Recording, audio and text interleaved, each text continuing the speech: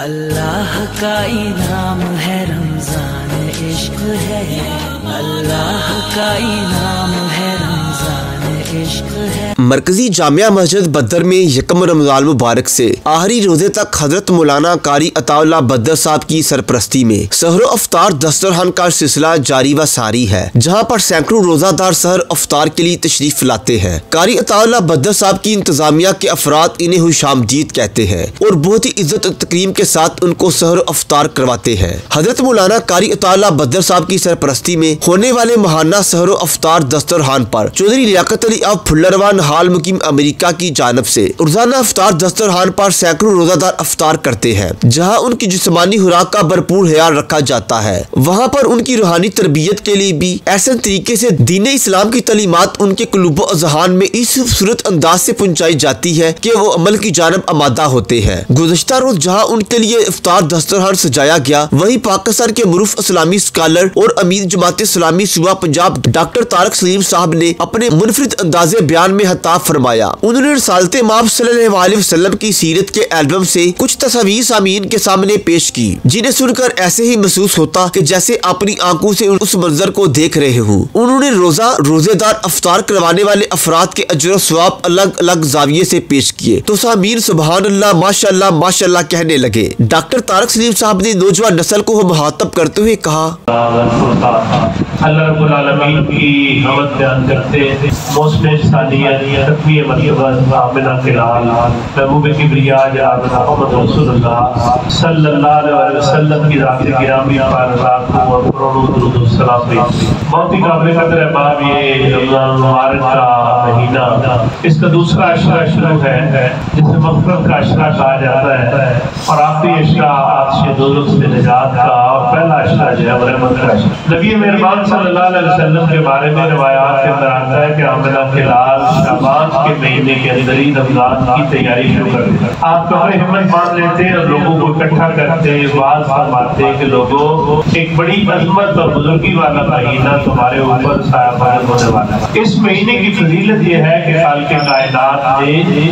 نوافل کا ثواب فرائض کے برابر کر دیا ہے، اور فرائض کا ثواب جو ہے وہ بڑھا کر کبھی 70 گنا اور کہیں 700 گنا، اور پھر 700 گنا کے بعد بھی خالق کائنات کی رحمت جب کو قرار دیا گیا۔ پھر فرمایا کہ صوم لی و انا اجزی بہ، کہ روزہ تم میرے لیے رکھتے ہو اس کی جزا میں دوں گا۔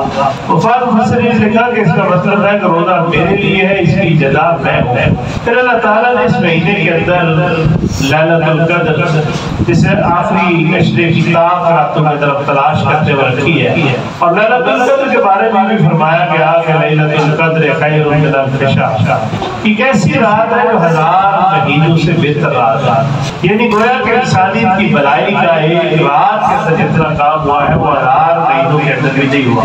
پھر اسی رمضان کے مہینے کے اندر خالق کائنات نے اسلامی جمہوریہ پاکستان اس کا قیام عمل کے اندر آیا 27 رمضان المبارک، اور اسی رمضان کے مہینے کے اندر حق و باطل کا پہلا معرکہ بدر کے میدان کے اندر ہوا۔ اسی رمضان کے مہینے کے اندر اللہ تعالیٰ نے سندھ کو باب الاسلام بنایا، اور میں سمجھتا ہوں کہ یہ مہینہ اس اعتبار سے بھی عظمت اور بزرگی والا ہے کہ رحمت کائنات نے فرمایا کہ لوگوں یہ مہینہ دوسروں کی مؤنث اور غمخواری کا مہینہ ہے، دوسروں سے ہمدردی کا مہینہ ہے۔ اور ابھی ہمارے بہت ہی قابل قدر رہنما حضرت مولانا قاری عطا اللہ صاحب بتا رہے تھے کہ یہاں روزانہ بھی افطار کا اہتمام ہوتا ہے، اور کچھ ایسے سفید گھرانے جن کے لیے اس وقت مہنگائی کے دور میں اپنا چولہا جلانا مشکل ہو گیا ہے، ان کو کے گھر تک لے جانے کے لیے بھی ہم کھانا فراہم کرتے ہیں، اور اسی طرح سحری کے اندر بھی تمام۔ تو میں یہ سمجھتا ہوں کہ اللہ تعالیٰ کی عبادت کے بعد انسانیت کی خدمت،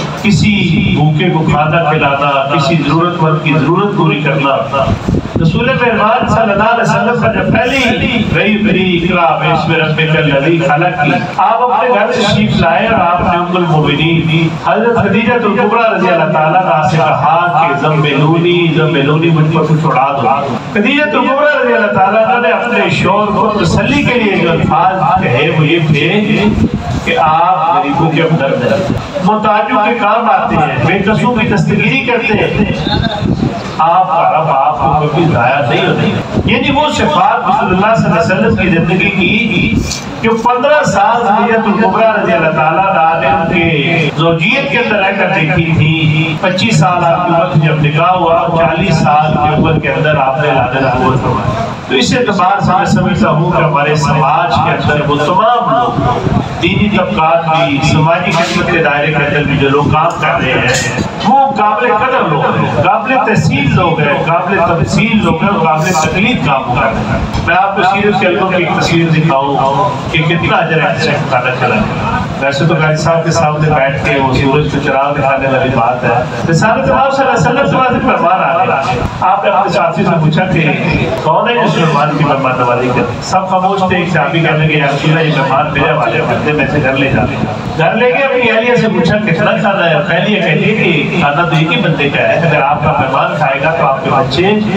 اور آپ کو بھوکا رہتا ہے، اور اگر آپ کھانا مہمان کو کھلائیں گے تو پھر آپ کو بھوکا رہنا پڑے گا، اور آپ کھائیں گے تو پھر آپ کا مہمان کھانا نہیں کھا سکتے. اہلیہ سے کہتے ہیں جب مہمان کے سامنے کھانا رکھ لو، میں رکھ لوں نہ کھانا، اس وقت تم چراغ کو گل کر دینا، صاف کرنے کے بعد لالٹین، تاکہ مہمان پیٹ بھر کے کھانا کھا لے اور میں اس کے ساتھ بیٹھ کے اس کو یہ تاثر دوں کہ کھانا میں بھی کھا رہا ہوں. مہمان نے رات کی تاریکی کے اندر پیٹ بھر کے کھانا کھایا. صبح ہوتی ہے تو رسول مہربان صلی اللہ علیہ وسلم اپنے ساتھی، ان کی ملاقات ہوئی حضرت ابو طلحہ انصاری صحابی، رسول کا نام ہے رضی اللہ تعالیٰ.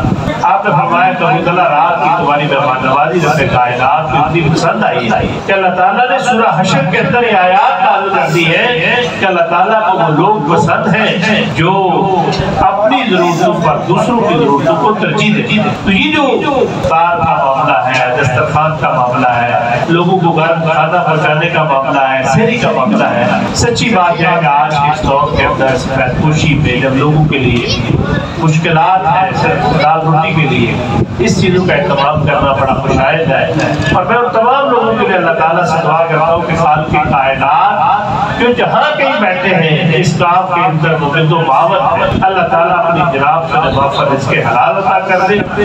اللہ تعالیٰ اپنی شان کے مطابق انہیں رزق عطا فرمائے. آپ نے فرمایا اپنے آپ کو جہنم کی آگ سے بچاؤ، چاہے کھجور کا ایک ٹکڑا ہی کیوں نہ ہو، وہ کھجور کا ایک ٹکڑا دے کر اپنے آپ کو جہنم سے آپ. اس اعتبار سے ہمارے قابل قدر بھائی حضرت مولانا قاری عطا اللہ صاحب خدمت دین کا کام بھی کر رہے ہیں، یہاں بچوں کو قرآن کے علم سے آراستہ کر رہے ہیں، اور اس کے ساتھ ساتھ ان کی دنیاوی تعلیم کا اہتمام بھی کیا ہے. ساتھ خدمت خلق کے دائروں کے اندر لوگوں کی ضرورتیں بھی پوری کر رہے ہیں، شکایت پوش طبقات کی. اللہ تعالیٰ ان کے زیر انتظام اداروں کو زندگی راتوں کی ترقی عطا فرمائے. اللہ تعالیٰ بھی اس بات کی ہمت طاقت اور توفیق دے دے کہ ہم زندگی کے ہر موڑ پر خیر کا کام کرنے والے، بھلائی کا کام کرنے والے ان لوگوں کا ساتھ آتے ہیں. ہم لا تعلق نہ جائے اس موقع پر جب لوگوں کی قسمت کے فیصلے ہوتے ہوں، قوموں کی قسمت کے فیصلے ہوتے ہوں.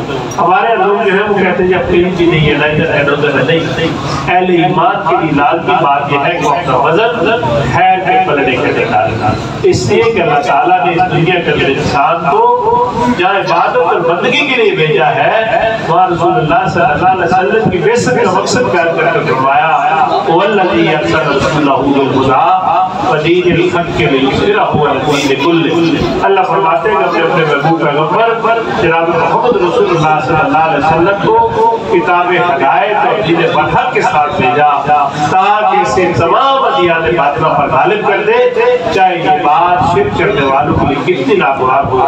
رسول اللہ صلی اللہ علیہ وسلم کا دین آج غالب نہیں.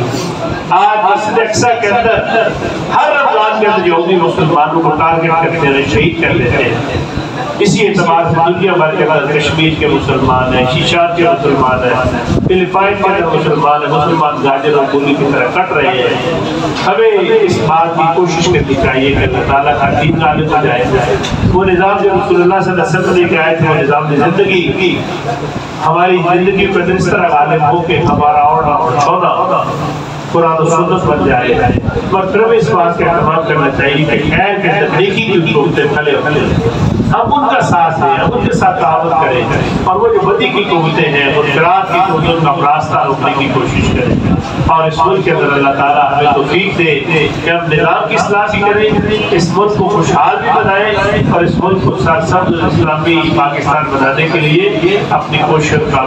آخر میں حضرت مولانا قاری عطا اللہ بدر صاحب نے امت مسلمہ خصوصاً پاکستان کی بقا و سالمیت اور خوشحالی کے لیے دعائیں کی، اور ساتھ ہی مسلمان معاشرے کے ہر فرد کو درپیش مسائل اور پریشانیوں کے حل کے لیے بھی اللہ رب العزت سے وقت افطار التجائی کی۔ رپورٹ فیصل شیخ، HT نیوز کھاریا۔